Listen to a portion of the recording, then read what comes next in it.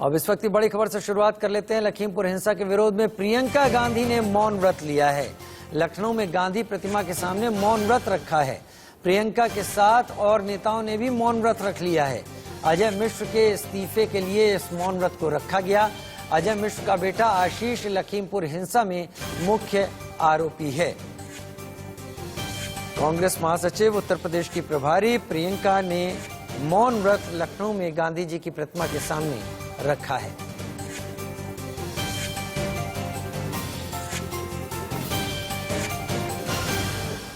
लखीमपुर खीरी हिंसा के विरोध में कांग्रेस का देशव्यापी मौन प्रदर्शन आज है। देश के अलग अलग शहरों में कांग्रेस के कार्यकर्ता मौन व्रत रख रहे हैं।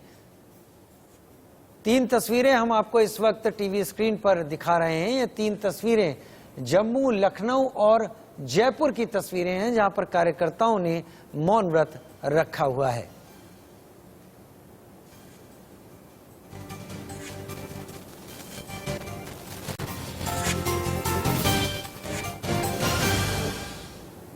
लखीमपुर मामले को लेकर लगातार प्रियंका गांधी वाड्रा जमीनी लड़ाई लड़ रहे हैं। आप देख सकते हैं कि पहले मामले को लेकर लखीमपुर पहुंचे थे, उसके बाद उनको 2-3 दिन हाउस अरेस्ट रखा गया। उसके बाद फिर वो तमाम सारे जो किसान आंदोलन है उनके साथ में वो लगातार संघर्ष कर रही है। और कहीं ना कहीं 2022 के चुनाव में जमीन को मजबूत करने के लिए प्रियंका गांधी वाड्रा का किसान लखीमपुर मामले को लेकर लगातार प्रदर्शन चल रहा है। तो वहीं राजधानी लखनऊ के गांधी प्रतिमा पर सैकड़ों की तादाद में आप देख सकते हैं कि यहाँ पर कार्यकर्ता मौजूद हैं और यहाँ पर बैरिकेडिंग लगाई गई है। सारे कार्यकर्ता एक और भारी पुलिस बल, एसएसबी बल और पीएससी बल यहाँ पर मौजूद है और सैकड़ों की तादाद में यहाँ पर कार्यकर्ता मौजूद हैं। तो कहीं ना कहीं आप देख सकते हैं कि जो केंद्रीय गृह राज्य मंत्री टेहनी की बर्खास्तगी की मांग को लेकर 1 बजे से लेके 4 बजे तक गांधी प्रतिमा पर मौन धरना पर बैठेंगी। पंकज मंडल, इंडिया न्यूज, लखनऊ। केंद्रीय मंत्री मुख्तार अब्बास नकवी ने इस बीच कहा कि कानून मजबूती के साथ अपना काम कर रहा है, न कोई किसी को बचा रहा है और न किसी को बचाने की कोशिश है। मजबूती के साथ कानून अपना काम कर रहा है, न कोई किसी को बचा रहा है, न किसी को बचाने की कोशिश हो रही है। और जो भी इसमें जिम्मेदार है, जो भी इसमें गुनाहगार है, उसके खिलाफ कानून कड़ाई के साथ काम कर रहा है। लेकिन अनफॉर्चुनेटली जिस तरह से एक सेलेक्टिव कंफ्यूजन फैलाने के लिए कलेक्टिव कंपटीशन चल रहा है और जो लोग सेलेक्टिव कंफ्यूजन फैलाने के लिए कलेक्टिव कंपटीशन में लगे हुए हैं, वो पूरे के पूरे इसको सियासी रंग देने में पूरी तरह से मसरूफ हैं, पूरी तरह से व्यस्त हैं। और इसके साथ इस वक्त की बड़ी खबर की बात कर लेते हैं। अब भारत में बिजली का संकट गहराने का अंदेशा है। देश के कई पावर प्लांट कोयले की कमी के चलते बंद हो गए हैं। महाराष्ट्र में लोगों से बिजली का कम इस्तेमाल करने की अपील की जा रही है, तो वहीं पंजाब में 3 घंटे बिजली कटौती की जा रही है। इस बीच राजधानी दिल्ली में भी बिजली का संकट बढ़ता जा रहा है। कोयले की कमी के चलते यहाँ भी प्लांट बंद होने की बात कही जा रही है। बिजली संकट को लेकर केंद्र सरकार अब एक्टिव है।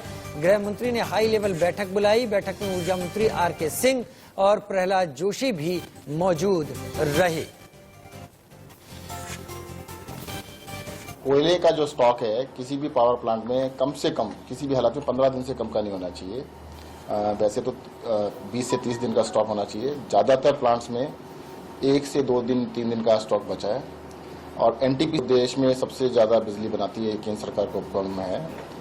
आज उसने ज़्यादातर प्लांट, ज़्यादातर सारे ही प्लांट 55% पे कर दी है कैपेसिटी। जितना उनकी टोटल कैपेसिटी है उसका 55% पे 50% पे वो चला रहे हैं।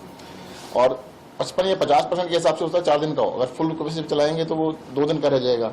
अगर फुल पे चलाएंगे तो 1 दिन का कोयला है तो आधे दिन का रह जाएगा। तो कोयले की बहुत बड़ी इस टाइम थर्मल पावर प्लांट्स में दिक्कत है। और दिक्कत है तभी तो कल यूपी के मुख्यमंत्री ने भी पत्र लिखा प्रधानमंत्री जी को। होता है तो हमारे हिसाब से कोयला आता है नहीं आता है, ये सब जिम्मेवारियां सरकार की जिम्मेवारी होती है। 24 घंटे बिजली चाहिए। कांग्रेस सरकार जब 2013 में हारी थी तो एक बढ़िया सुदृढ़ बिजली व्यवस्था देके गई थी। जिस शहर में 8-8, 10-10 घंटे बिजली कटती थी, मुझे याद है 98-99 सारी राजनीति ट्रांसफार्मर के नीचे होती थी। हमारे घर के सामने यहाँ ट्रांसफार्मर पड़ा है। मेरी माताजी, हम लोग अक्सर ट्रांसफार्मर जब उड़ जाया करता था तो गाड़ी में घूमते थे कि 8-8 घंटे बाद बिजली आएगी। उस स्थिति से इनको 24 घंटे बिजली दी है। 80-90 हजार करोड़ से ऊपर का इस समय घाटा है जो बकाया चल रहा है दिल्ली की बिजली कंपनियों का। और ये जो एक स्थिति ऐसी आ गई है कि आने वाले समय में दिल्ली किस हालत में जाएगी कुछ नहीं पता। में जिस तरह पैनिक लोग फैला रहे थे वो गलत है। जब देश के ऊर्जा मंत्री ने कहा है कि बिजली को लेकर किसी को भी घबराने की जरूरत नहीं है, सरकार हर स्थिति पर नजर रखती है और इस तरह की कोई बात नहीं है।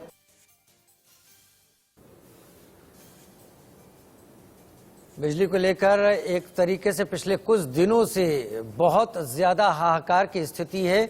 लगातार ये तमाम बातें आ रही हैं कि लोग अपनी बिजली का इस्तेमाल बहुत संभाल कर करें क्योंकि कोयले की किल्लत हो रही है। हालांकि ऊर्जा मंत्री आर के सिंह ने इसको इनकार किया। उन्होंने कहा कि ऐसी कोई बात नहीं है। समझ में नहीं आ रहा इस तरह की अफवाहें आखिर कहां से फैलनी शुरू हो गई हैं।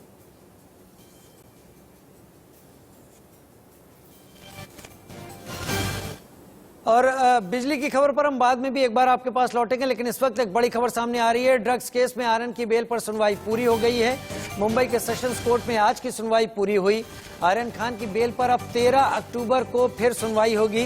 13 अक्टूबर को दोपहर 2:45 पर जमानत अर्जी पर सुनवाई होगी। कोर्ट से एनसीबी ने बुधवार तक का वक्त मांग लिया। 14 दिन की न्यायिक हिरासत में आर्यन खान, शाहरुख खान का बेटा, अभी भी आर्थर रोड जेल में बंद है। आर्यन खान की जमानत याचिका पर आज का हिस्सा सुनवाई का पूरा हो गया है। 11 बजे सुनवाई होगी क्योंकि एनसीबी ने उन्होंने बताया, उनके वकीलों ने बताया कि उनको रिप्लाई फाइल करना है। बुधवार को हम सुनवाई करेंगे, ऐसे जज साहब ने डायरेक्शन दिया है। बुधवार को 11 बजे सुनवाई होगी क्योंकि एनसीबी ने उन्होंने बताया, उनके वकीलों ने बताया कि उनको रिप्लाई फाइल करना है। बुधवार को हम सुनवाई करेंगे, ऐसे जज साहब ने डायरेक्शन दिया है। ड्रग्स केस में आर्यन खान के अलावा उनका दोस्त अरबाज मर्चेंट भी 14 दिन की न्यायिक हिरासत में हैं। अरबाज की वकील अलीशा पारिक से बात की इंडियन न्यूज संवाददाता श्वेता वर्मा ने। एडवोकेट अलीशा पारिक जी मौजूद हैं, ये रिप्रेजेंटेटिव हैं अरबाज मर्चेंट के लिए। आपसे जानना चाहेंगे आज की सुनवाई क्या कुछ ग्राउंड्स पे रखी गई थी? मैडम, आज हमने अरबाज का बेल फाइल किया है जो वेडनेसडे को बोर्ड पे आएगा। रिप्लाई के लिए रखा गया है वेडनेसडे को। हमने एनसीबी को आज ऑलरेडी सर्व कर लिया है एंड हमारा ग्राउंड इज दैट ओनली कि सारा रिकवरी इंडिविजुअल है। हमारे पास से जो एनसीबी बता रही है रिकवरी है वो स्मॉल क्वांटिटी की है। हमारे ऊपर कंजम्पशन का चार्ज है।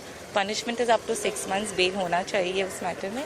इसीलिए वही है हमारा ग्राउंड कि हमारा कोई कनेक्शन नहीं है कमर्शियल या नॉन कमर्शियल क्वांटिटी से। दो मुख्य बातें, जैसा आपने कहा है कि एक पोजेशन कंजम्पशन के ऊपर जब बात आके टिकी हुई है, वहीं एनसीबी का मानना है कि इस पूरे प्रकरण में अलीशा जी इंटरनेशनल ड्रग कार्टेल देखा जा रहा है।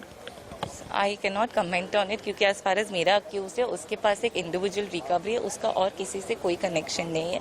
अब एनसीबी अपने रिप्लाई में वेडनेसडे को क्या लाती है वो वेडनेसडे को ही पता चलेगा after we read the reply, क्योंकि अभी और 3-4 दिनों में जो भी डेवलपमेंट्स हुई है we are not aware of it.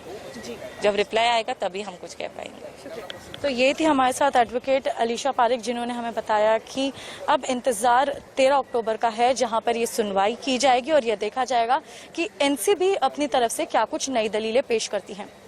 Camera person Vishnu निर्मले के साथ श्वेता वर्मा, इंडियन न्यूज़, मुंबई। एक तरफ आर्यन खान की जमानत पर सुनवाई आज की पूरी हो गई, लेकिन दूसरी तरफ बड़ी खबर यह आ रही है कि आर्यन खान के समर्थन में आ गई हैं जम्मू कश्मीर की पूर्व मुख्यमंत्री महबूबा मुफ्ती। जम्मू कश्मीर की पूर्व सीएम महबूबा मुफ्ती ने ट्वीट किया कि खान सरनेम होने पर 23 साल का लड़का निशाने पर है। मुसलमानों को निशाना बनाया जा रहा है। वोट बैंक के लिए निशाने पर मुस्लिम हैं। महबूबा मुफ्ती ने ये कहा है मुस्लिमों को जानबूझकर निशाना बनाया जा रहा है। एक तरफ अदालत की कार्रवाई चल रही है, तो या तो अदालत की कार्रवाई पर इसे सवाल माना जाए या फिर राजनीति माना जाए, लेकिन फिर भी महबूबा मुफ्ती ने इस पूरे प्रकरण के बीच में खान सरनेम के चलते आर्यन खान को परेशान करने की बात कही है। महबूबा मुफ्ती के बयान पर बीजेपी नेता रविंद्र रैना ने पलटवार किया, सुनते हैं। महबूबा मुफ्ती हमेशा तालिबान, पाकिस्तान, लश्कर, जैश और हिजबुल मुजाहिदीन की बात करती है, जो अलगाववादियों की बोली हमेशा महबूबा मुफ्ती बोलती है, जो महबूबा मुफ्ती हमेशा समाज में जहर घोलकर समाज को तोड़ने की कोशिश करती है, वो महबूबा मुफ्ती क्या जाने कि किसानों की क्या समस्याएं हैं, वो महबूबा मुफ्ती क्या जानती है कि आम लोगों की, मजदूरों की क्या समस्याएं हैं। महबूबा मुफ्ती का एक ही काम है, समाज में जहर घोलकर समाज को तोड़ना और साजिश करना। ये भी बयान उनका एक साजिश है, वो हमेशा साजिशाना बयान देकर आग लगाने की कोशिश करती है। पूरा देश महबूबा मुफ्ती के षड्यंत्रकारी बयानों को और उनकी षड्यंत्रकारी नीतियों को पूरा देश जानता है। और अब एक बार इस वक्त की बड़ी खबर की बात कर लेते हैं, जिससे तमाम बयानबाजी जुड़ गई है। बिजली संकट को लेकर भारत में बिजली संकट पर गृह मंत्री अमित शाह की हाई लेवल बैठक, ऊर्जा मंत्री आरके सिंह, प्रहलाद जोशी भी इस बैठक में मौजूद रहे, ऊर्जा सचिव और कोल सेक्रेटरी भी इस बैठक में मौजूद रहे। दिल्ली को पूरी सप्लाई नहीं मिल पा रही, दिल्ली सरकार का दावा। वहीं सरकार ने दावा किया कि कोई बिजली संकट नहीं है। नवीन निशांत हमारे साथ ज्यादा जानकारी के साथ इस वक्त जुड़ गए हैं। नवीन, गृह मंत्री अमित शाह ने एक हाई लेवल बैठक की है, ऊर्जा मंत्री आरके सिंह कह रहे हैं कि कोई संकट नहीं है, फिर क्या माना जाए बैठक हुई किस आधार पर, किस लिए? बिल्कुल, बता दें कि भले ही जो ऊर्जा मंत्री हैं आरके सिंह वो ये दावा करते हैं कि बिजली की कोई संकट नहीं है, लेकिन दिल्ली के जो ऊर्जा मंत्री हैं पावर मिनिस्टर सत्येंद्र जैन, वो ये साफ कहते हैं कि उन्हें जितनी एनटीपीसी से पावर प्लांट से बिजली मिलनी चाहिए उसकी आधी मिल रही है। लेकिन सबसे बड़ा सवाल ये है कि अगर देश में बिजली संकट नहीं है, सब कुछ सुचारू रूप से चल रहा है, तो फिर अमित शाह को इसमें दखल देने की जरूरत क्यों पड़ी? क्योंकि अमित शाह देश के गृह मंत्री हैं। कल ऊर्जा मंत्री आरके सिंह का बयान भी हम सबने सुना था कि बिजली की कोई दिक्कत नहीं है, कोयले की कोई दिक्कत नहीं है। अगर सब कुछ सुचारू रूप से चल रहा है तो आखिर क्यों उत्तर प्रदेश में जितने भी थर्मल पावर प्लांट हैं उनमें कोयले की आपूर्ति नहीं हो पा रही है? वहां के मुख्यमंत्री को पत्र लिखना पड़ रहा है और आज अमित शाह को इससे जुड़ी एक बैठक बुलानी पड़ी। तो कहीं ना कहीं जो इशारा है वो साफ है कि कोयले के आवंटन, कोयले की जो आपूर्ति है उसमें कुछ दिक्कत है। भले ही जो ऊर्जा मंत्री हो उनका बयान कुछ भी हो, दिल्ली सरकार का भी आरोप है कि उन्हें पर्याप्त बिजली नहीं मिल रही है और उन्हें महंगी दामों पर बिजली खरीदकर लोगों तक बिजली की आपूर्ति करनी पड़ रही है। बहुत शुक्रिया नवीन निशांत इस तमाम जानकारी के लिए, हमारे साथ जुड़ने के लिए। फिलहाल वक्त तो चला एक छोटे से ब्रेक का, जल्द हाजिर होते हैं।